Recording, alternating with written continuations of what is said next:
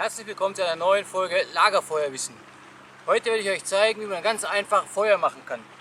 Hierzu habe ich einfach nur meinen Gelbbeutel mitgebracht und werde jetzt Feuer machen mit dem kleinen Stück Plastik.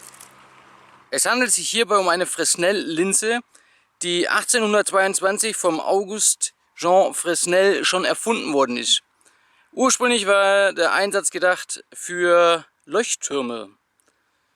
Ist so ein bisschen so eine alte Technik, die wir ein bisschen aus den Augen verloren haben, aber gerade für uns draußen unersetzbar ist. Das Teil wiegt vielleicht 5 Gramm und kostet, je nachdem wo man es bestellt, irgendwas zwischen 5 und 10 Euro und passt in jede Kreditkartenfach eures Geldbeutels oder in irgendeine Tasche, Beintasche, am Messer, überall wo man es reinstecken kann, überhaupt kein Problem. Jetzt zeige ich euch mal, wie das Ding richtig abgeht.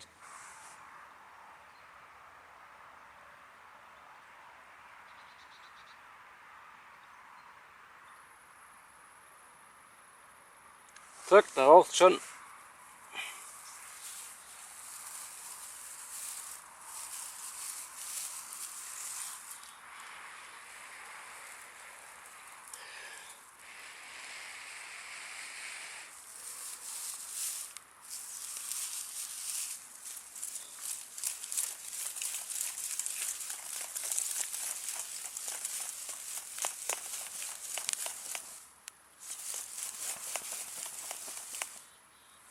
Und wir haben Feuer gemacht.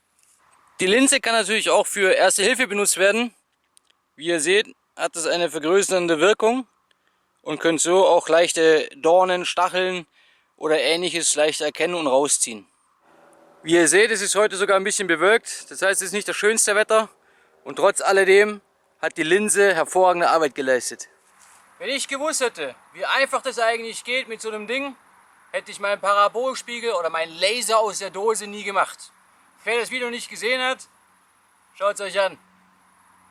Ich stecke das Teil jetzt einfach wieder in meinen Geldbeutel und habe somit immer mein Feuerzeug dabei, solange die Sonne noch scheint. Alles Gute, bis bald.